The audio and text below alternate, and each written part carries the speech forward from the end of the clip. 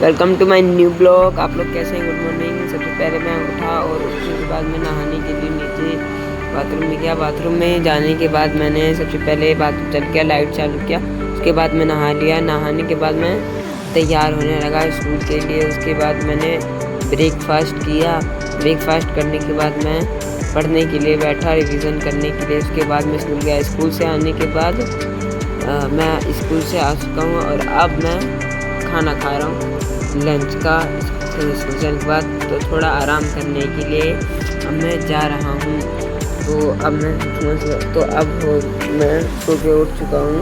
तो इस एकेडमी की छुट्टी है तो मैंने सोचा थोड़ा पतंग उड़ा लेता हूँ। तो मैंने थोड़ी देर पतंग उड़ाया। पतंग उड़ाने के बाद थोड़ी देर मैंने पढ़ाई करी। पढ़ाई करने के बाद मैंने दूध पिया। खाने के लिए मैं खा चुका हूँ और उसके बाद मैं थोड़ी देर में सो गया। तो बाय, कैसा लगा आपका मेरा ब्लॉग? बाय, मिलते हैं।